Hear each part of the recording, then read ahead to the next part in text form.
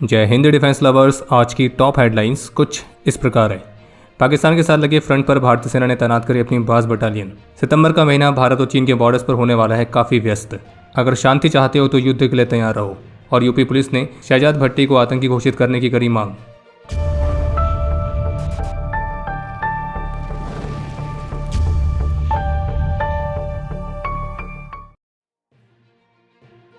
पाकिस्तान के साथ लगे वेस्टर्न फ्रंट पर ड्रोन ऑपरेशंस के लिए भारतीय सेना एक डेडिकेटेड बटालियन को स्थापित करने के लिए तैयार है। और ये जो नई यूनिट है ये आर्मी की 11 कोर की कमांड के अंडर ऑपरेट करेगी, जिसका हेडक्वार्टर जलंधर में। और इन डेडिकेटेड ड्रोन ऑपरेटिंग यूनिट्स को नाम दिया गया है बाज बटालियंस। हालांकि इस तरह के डेडिकेटेड ड्रोन बटालियंस को रेस करने वाला जो इनिशिएटिव है, इसकी अनाउंसमेंट इसी वर्ष के शुरुआत में की गई थी, जो कि ऑपरेशन सिंदूर के बाद से शुरू किए गए ट्रांसफॉर्मेशन का हिस्सा है। और जबकि इन यूनिट्स को रेस करने का जो कार्य है वो पिछले कुछ महीनों से ही शुरू हो गया था। और अब जलंधर स्थित यूनिट पाकिस्तान की सीमा से लगी ऐसी पहली यूनिट बनी है। और ये जो यूनिट्स हैं ये फ्रंट लाइन आर्मी यूनिट्स को एडवांस्ड एरियल सर्विलेंस और सिचुएशनल अवेयरनेस टूल्स प्रोवाइड करेगी। और इन बाज बटालियंस को अलग अलग तरह के ड्रोन से इक्विप किया जाएगा, जिसमें सर्विलेंस ड्रोन से लेकर कामिकाजे ड्रोन्स, आर्म्ड ड्रोन्स, इस तरह के कई अलग अलग वैरायटी के ड्रोन्स रहेंगे। और अमेरिका से जो MQ-9B ड्रोन्स के लिए डील साइन की गई है, तो उनकी कुछ यूनिट्स भी इनका हिस्सा रहेंगी। बाकी इसराइल के हेरन ड्रोन्स, हामिस ड्रोन्स, भारत का स्वदेशी घातक UCAV और भारत के ड्रोन मैन्युफैक्चरर्स द्वारा स्वदेशी तौर पर बनाए गए और भी अलग अलग तरह के UAVs ड्रोन्स इन सभी यूनिट्स में इंडक्ट किए जाएंगे। और इस बाज बटालियन के पास एक डीप पेनिट्रेशन सर्विलेंस से लेकर टारगेटिंग, प्रोलॉन्ग बॉर्डर मॉनिटरिंग, इन सभी तरह की कैपेबिलिटीज रहेंगी। क्योंकि ऑपरेशन सिंदूर से स्पष्ट हो चुका है कि अब जो भारत और पाकिस्तान का अगला कॉन्फ्लिक्ट होगा, तो उसमें ड्रोन्स की भूमिका ऑपरेशन सिंदूर से और भी ज़्यादा बड़े पैमाने पर देखने को मिलेगी। इसके अलावा एक अपडेट यह है कि DRDO लैब NSTL ने स्वदेशी डिफेंस मैन्युफैक्चरिंग कैपेबिलिटीज को मजबूत करने के उद्देश्य के साथ ट्रांसफर ऑफ टेक्नोलॉजी के लिए 2 लाइसेंसिंग एग्रीमेंट साइन किए। एक एग्रीमेंट साइन किया गया है भारत डायनेमिक्स लिमिटेड यानी कि BDL के साथ, और इन्हें ट्रांसफर की जाएगी सबमरीन फायर डिकॉय सिस्टम्स की टेक्नोलॉजी। और दूसरा एग्रीमेंट साइन किया गया vertex engineering systems private limited के साथ, और इनके साथ जो टेक्नोलॉजी शेयर की जाएगी वो LM2500 गैस टर्बाइन के फैब्रिकेशन, इंस्टॉलेशन और कमीशनिंग के लिए होगी। इस साल सितंबर के महीने में भारत और चीन के साथ लगे जो बॉर्डर्स हैं वो काफ़ी ज़्यादा व्यस्त रहने वाले हैं, स्पेशली मिलिट्री एक्टिविटीज़ के मामले में। तो अपडेट यह है कि सितंबर के महीने में भारत और US की आर्मीज अपनी जॉइंट मिलिट्री एक्सरसाइज युद्ध अभ्यास को आयोजित करेंगी। और इस बार इस युद्ध अभ्यास एक्सरसाइज का जो ये 2026 वाला एडिशन है ये बहुत ही स्पेशल होने वाला है, क्योंकि इस बार 2 अलग अलग ऑपरेशनल इन्वायरमेंट्स में ये जो ड्रिल है ये कंडक्ट की जाएगी। इसके तहत जो हाई ऑल्टीट्यूड वॉरफेयर की ट्रेनिंग है वो कंडक्ट होगी उत्तराखंड के औली में, और जबकि डेजर्ट और कन्वेंशनल वॉरफेयर की जो ट्रेनिंग है वो कंडक्ट होगी राजस्थान की महाजन फील्ड फायरिंग रेंजेस में। यानी कि इस बार भारत और US की आर्मीज सेम एक्सरसाइज में माउंटेन और डेजर्ट इन्वायरमेंट्स दोनों में एक साथ ऑपरेट करेंगे, इन दोनों का एक्सपीरियंस लेंगे। जो हाई ऑल्टीट्यूड वाली ट्रेनिंग है जो कि औली में होनी है वो LAC से मात्र 95 किलोमीटर की दूरी पर पड़ता है। रही बात महाजन फील्ड फायरिंग रेंजेस की, तो वो पाकिस्तानी बॉर्डर के पास पड़ता है। और इस बार की एक्सरसाइज में लॉन्ग रेंज के स्ट्राइक वेपन्स का भी इस्तेमाल होने वाला है। इसके अलावा भारतीय सेना के अपाचे हेलीकॉप्टर्स भी पहली बार इस युद्ध अभ्यास में पार्टिसिपेट करेंगे। और जैसे कि कहा गया है लॉन्ग रेंज स्ट्राइक कैपेबिलिटीज भी इसमें शामिल की जाएंगी। तो इसका मतलब यह है कि इस बार जो एक्सरसाइज है वो इन्फेंट्री फोकस इंटरऑपरेबिलिटी ड्रिल से बढ़कर एक डीप स्ट्राइक तक भी जाएगी। बाकी महाजन रेंजेस में लाइव फायरिंग देखने को मिलेगी, मैकेनाइज ऑपरेशंस होंगे और एक कोऑर्डिनेटेड आर्टिलरी एयर सपोर्ट भी देखने को मिलेगा। और टोटल 700 के आसपास ट्रूप्स इसमें पार्टिसिपेट करने वाले हैं। और ये एक्सरसाइज लगभग 3 सप्ताह तक चलेगी। और इसलिए कई अलग अलग पहलुओं से जो युद्ध अभ्यास 2026 है वो काफ़ी अलग होने वाली है अपने पहले वाले एडिशंस की तुलना में। और जबकि इससे पहले ऑलरेडी भारत पाकिस्तान सीमा के पास जैसलमेर और बाड़मेर सेक्टर में भारतीय सेना ने एक और मेजर मिलिट्री एक्सरसाइज कंडक्ट कर रखी है। और इसी के हिस्से के तौर पर आर्मी के अपाचे अटैक हेलीकॉप्टर्स और रुद्रा हेलीकॉप्टर्स ने फॉरवर्ड एरिया के पास हाईवे पर लैंडिंग भी परफॉर्म करी है। जबकि इसी महीने के पहले सप्ताह में भारतीय वायुसेना ने भी पोखरण फील्ड फायरिंग रेंजेस में एक रोटर क्लैप 3 नाम की एक्सरसाइज कंडक्ट करी थी। और अभी जो एक्सरसाइज कंडक्ट की गई है वो आर्मी के एविएशन कोर के द्वारा है, जिसमें वो हाईवे पर लैंडिंग और टेक ऑफ की प्रैक्टिस कर रहे हैं। और जबकि 13 सितंबर से 20 सितंबर तक जोधपुर में भारत और जापान की एयर फोर्सेज भी अपनी वीर गार्डियन एयर एक्सरसाइज को कंडक्ट करने के लिए तैयार है। और इसी एक्सरसाइज के हिस्से के तौर पर पहली बार ऐसा होगा जब जापानीज एयरफोर्स के F-2 फाइटर जेट्स भारत भी आएंगे। और जबकि भारत की तरफ से इस एक्सरसाइज में सुखोई Su-30 MKI, रफाल और LCA तेजस पार्टिसिपेट करेंगे। और मीडिया रिपोर्ट्स में डिफेंस सोर्सेज के हवाले से बताया गया कि जापानीज एयरफोर्स के प्रमुख भी इस एक्सरसाइज में पार्टिसिपेट कर सकते हैं। और जापानीज F-2 फाइटर्स की इंडियन एयरबेस पर डिप्लॉयमेंट दोनों फोर्सेज को और भी कॉम्प्लेक्स एयर कॉम्बैट और ऑपरेशनल ड्रिल्स को कंडक्ट करने की अपॉर्चुनिटी प्रोवाइड करेगा। तो इसलिए हमने कहा कि इस साल सितंबर का महीना काफ़ी ज़्यादा इंटरेस्टिंग होने वाला है।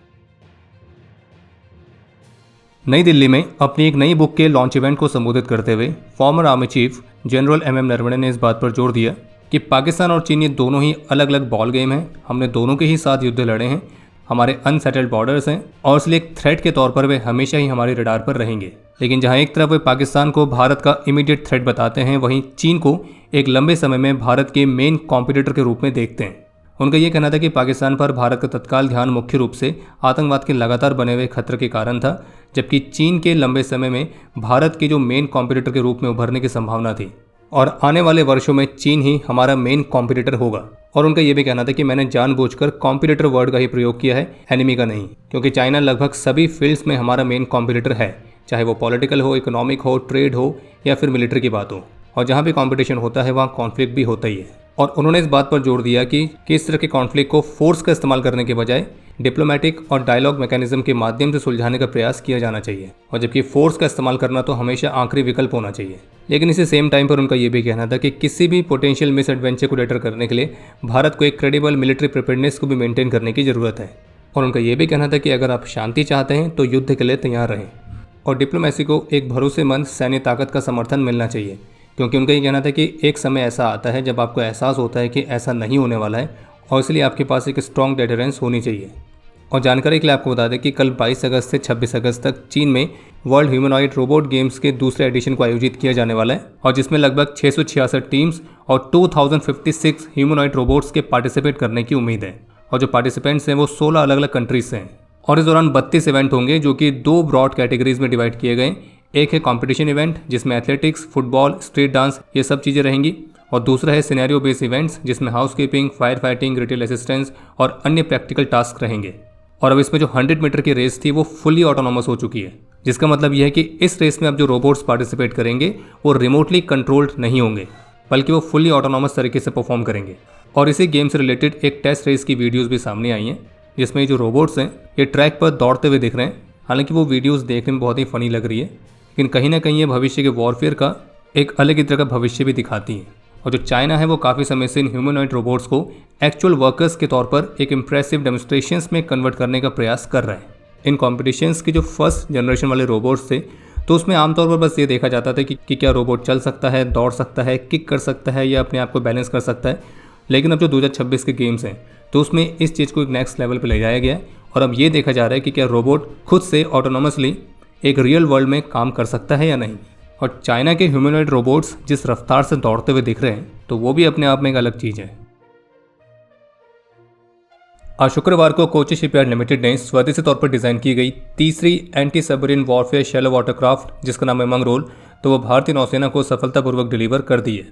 और इस तरह के टोटल 16 वेसल्स नेवी को मिलनी हैं, जिनमें से 8 पर काम कर रही है GRSE और बाकी के 8 पर काम कर रही है कोची शिपयार्ड लिमिटेड। GRSE द्वारा बनाई गई जो वेसल्स हैं वो आती है अर्नाला क्लास के तहत, और इस क्लास के अभी तक 4 वेसल्स ऑलरेडी नेवी की सर्विस में कमीशन हो चुकी हैं, जबकि कोची शिपयार्ड लिमिटेड जो बना रही है वो आएंगी माही क्लास के अंदर, और इस क्लास की 2 वेसल्स नेवी की सर्विस में कमीशन हो चुकी हैं, और आज जो डिलीवर की गई है वो तीसरी वेसल है। उत्तर प्रदेश पुलिस ने पाकिस्तानी गैंगस्टर, जो कि अब एक आतंकी भी बन चुका है और जिसे पाकिस्तान की ISI फुल स्पॉन्सर करती है, जिसका नाम है शहजाद भट्टी, तो इसे और इसके नेटवर्क को अनलॉफुल एक्टिविटीज प्रिवेंशन एक्ट 1967 के तहत आतंकी घोषित करने के लिए केंद्र सरकार से मंजूरी मांगी है। और जबकि उत्तर प्रदेश के लॉ एंड ऑर्डर के ADGP श्री अमिताभ यश ने गुरुवार को इसकी पुष्टि करते हुए कहा कि इस पर देश विरोधी और आतंकी गतिविधियों से जुड़े होने का आरोप है। यूपी पुलिस ने जुलाई में केंद्रीय गृह मंत्रालय को एक लेटर लिखकर UAPA की धारा 35(1)A और धारा 35(2) के तहत कार्रवाई करने की मांग की थी, और पुलिस ने केंद्र से अपनी पावर्स का इस्तेमाल करते हुए शहजाद भट्टी नेटवर्क और उसके मेंबर्स को आतंकी घोषित कर उन्हें इस कानून की 4थी अनुसूची में शामिल करने का अनुरोध किया गया था। और यूपी पुलिस के सीनियर ऑफिशियल की तरफ से कंफर्म किया गया है कि जो शहजाद भट्टी का नेटवर्क है वो पाकिस्तान की इंटेलिजेंस एजेंसी ISI के इशारे पर काम करता है, और भारत के अलग अलग राज्यों में युवाओं से जुड़ने और उन्हें कट्टरपंथी बनाने के लिए सोशल मीडिया प्लेटफॉर्म्स का इस्तेमाल करता रहा है। और ये नेटवर्क कथित तौर पर युवाओं को पैसे और नौकरी का लालच देता है और बाद में उन्हें आपराधिक और आतंकी गतिविधियों में शामिल कर लेता है। और पुलिस को जांच में ये भी मालूम पड़ा है कि बड़े आतंकी हमलों में शामिल करने की कोशिशों से पहले नए लोगों से पहले छोटी मोटी आतंकी गतिविधियों को करवाया जाता है, जिसमें जबरन वसूली, आगजनी, धमकी देना, जिहादी पोस्टर लगाना, पेट्रोल बम फेंकना, ये सब शामिल होता है। इसके अलावा पुलिस ने इस नेटवर्क के कुछ प्रमुख एक्टिव मेंबर्स के बारे में बताया है, जिनमें शामिल है आबिद जट, हमाद मेमन उर्फ हम्माद बरकती, जावेद पाकिस्तानी, रजा भाई पाकिस्तानी, अजमल गुज्जर, राशिद भट्टी, राणा हुनैन, मेजर हमीद, मेजर अनवर और मेजर इकबाल। अभी मेजर इकबाल क्या वही है जिसके बारे में आप और हम सभी सोच रहे हैं या कोई और है, इसके बारे में कोई पुष्टि नहीं है। और हम किस मेजर इकबाल की बात कर रहे हैं उस पर हमने एक स्पेशल वीडियो पहले बनाई थी, आप उसको भी देख सकते हैं। पर इस नेटवर्क के खिलाफ कार्रवाई करते हुए करीब 12 केसेस दर्ज किए गए हैं और लगभग 52 आरोपियों की गिरफ्तारी भी की गई है, और जिनके पास से पिस्टल्स, लाइव कार्ट्रिजेस, चाकू, इनफ्लेमेबल लिक्विड्स, ऑब्जेक्शनेबल पोस्टर्स तो ये भी बरामद किए गए थे।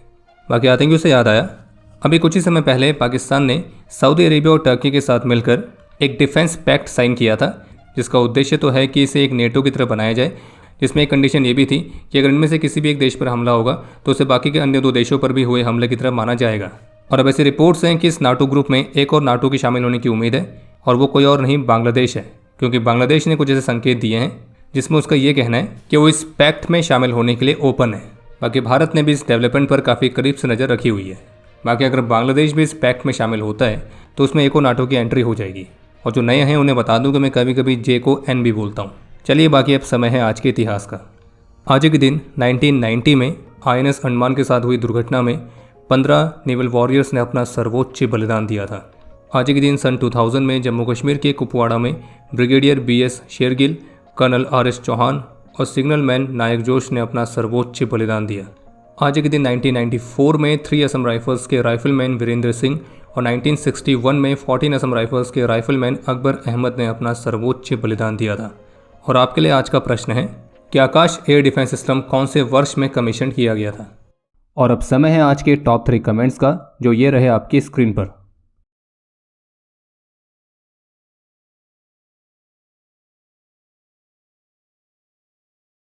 उम्मीद है आपको आज का एपिसोड पसंद आया होगा। पसंद आया तो वीडियो को लाइक करना ना भूलें। आपके कोई भी सुझाव या सवाल हो तो उसके लिए कमेंट सेक्शन ओपन है। और अगर आप डिफेंस रिलेटेड और भी एक्सक्लूसिव कंटेंट में दिलचस्पी रखते हैं तो आज ही प्ले स्टोर से डिफेंस स्क्वाड की सुपर ऐप को डाउनलोड करना ना भूलें। और अगर आप चैनल पर पहली बार आए हैं तो squadron.in पे जाके हमारे नए डिज़ाइंस को भी चेकआउट जरूर करें। बाकी जल्द मिलेंगे नए एपिसोड के साथ, तब तक के लिए जय हिंद, जय भारत।